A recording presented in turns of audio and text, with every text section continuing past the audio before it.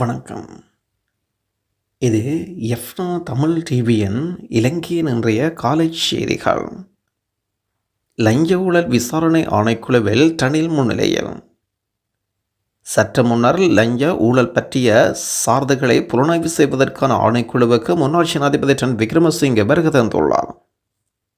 முன்னாள் ஜனாதிபதி ரணில் விக்ரமசிங்கே இன்று லஞ்ச ஊழல் விசாரணை ஆணைக்குழுவில் முன்னிலையாகி இருப்பதுடன் கடந்த 25ஆம் தேதி அவரது சட்டத்தரணி தெரிவித்த கருத்துக்கமைய அவர் இவ்வாறு முன்னிலையாகியிருக்கிறார்.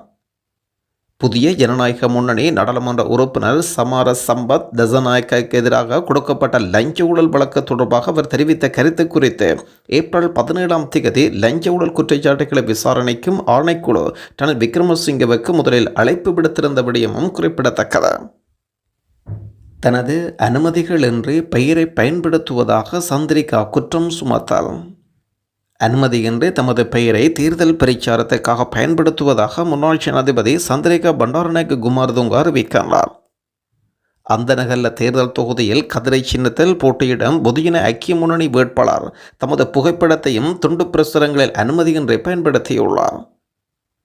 லசந்த அழகியவண்ண மற்றும் சரண குணவர்த்தன் ஆகியோரின் புகைப்படங்களுடன் தனது புகைப்படத்தை பிரச்சார நோக்கில் பயன்படுத்தப்பட்டிருக்கின்றது.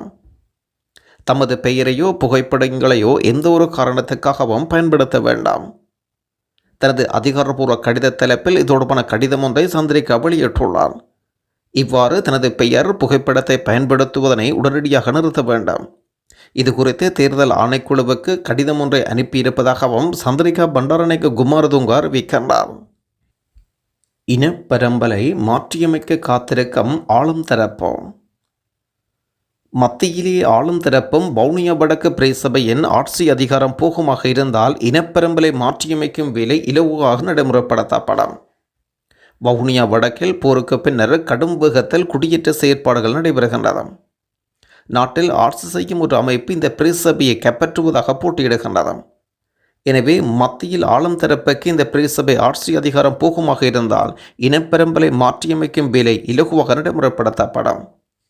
நாடாளுமன்றில் எங்களுக்கு அடுத்தபடியாக இருந்த ஒரு கட்சி என்ற தேர்தல் மூலம் தனிப்பெரும்பான்மை பெற்று ஆட்சி அமைத்திருக்கிறது. ஊழல் துஷ்பிரயோகம் என்று மாறி மாறி ஆட்சி செய்த தரப்பின் மீது மக்களுக்கு வெறுப்பு இருக்கின்றது. எனவே 42% வாக்குகளை எடுத்திருந்தாலும் மாற்றம் வருகின்றது என்ற எதிர்ப்பில் அடுத்த நாடாளுமன்ற தேர்தலில் பெரும்பான்மை பலத்தை மக்கள் கொடுத்தனர். அந்த வகையில் சாணக்கியனின் தனி முயற்சியில் கிழக்கு தப்பிவிட்டது. துரதிர்ஷ்டமாக வடக்கில் அரசாங்கம் வெற்றி பெற்றிருந்த விடயமும் குறிப்பிடத்தக்கது. இவ்வாறு குறிப்பிட்டிருக்கின்றார் சுமந்திரன். தமிழரசரின் கூட்டங்களை புறக்கணிக்கின்றாரா ஸ்ரீதரன்? தற்போதைய அரசியல் களச்சூழலில் உள்ளூராட்சி தேர்தலில் வெற்றிகரமான உழைப்பு இலங்கை தமிழிசை கட்சிக்கு அவசியம்.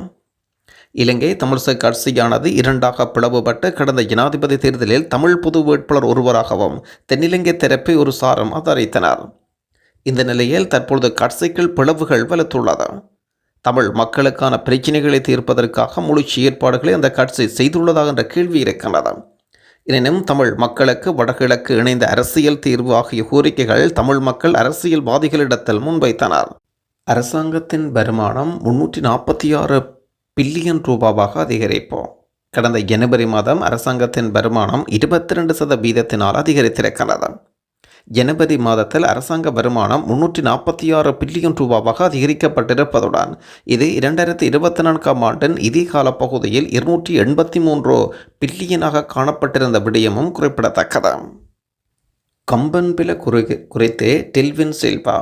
தற்போது விளக்கமறில் வைக்கப்பட்டிருக்கும் பிள்ளையான் சிறைச்சாலையில் வைத்து அழுதாக கூறப்பட்டமையானது உதிய கம்பன்பில அவரது சட்டத்தரணி ஆகியதனால் வெளிவந்த அச்சத்திலேயே என்று குறிப்பிடுகின்றார். பேருவளையில் இடம்பெற்ற விசேட மக்கள் சந்திப்பில் கலந்து கொண்டு கருத்து வெளியிடும் போது பிள்ளையானின் வழக்கானது சட்டத்தரணி உதிய கம்பன்பில பேசும் முதல் வழக்காக இருக்கும். ஒருவேளை அது கடைசி வழக்காக கூட இருக்கலாம். பிள்ளையானை அழைத்து வந்தபோது என்ன நடந்தது?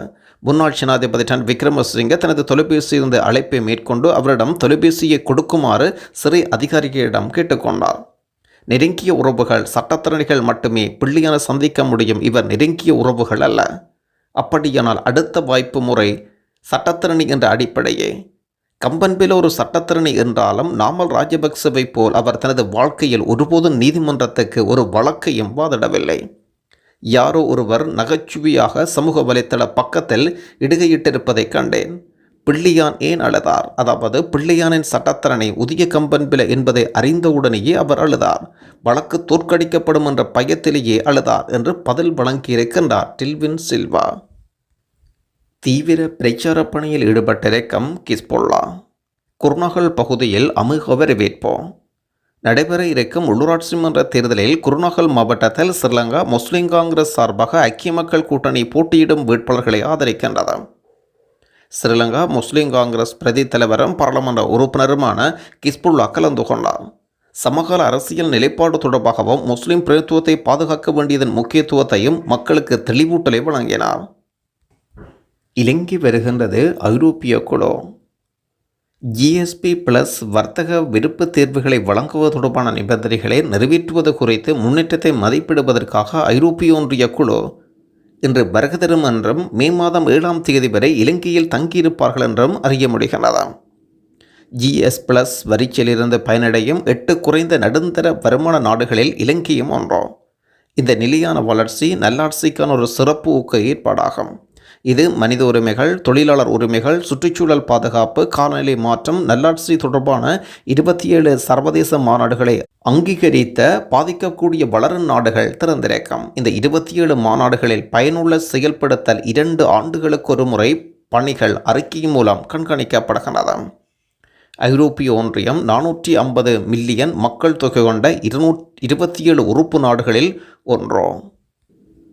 குண்டுவெடிப்பு தொடர்பில் உயர்நீதிமன்றத்தில் சாட்சியம் வழங்கியிருக்கின்றார் முன்னாள் ஜனாதிபதி மைத்திரிபால சிறிசேனா.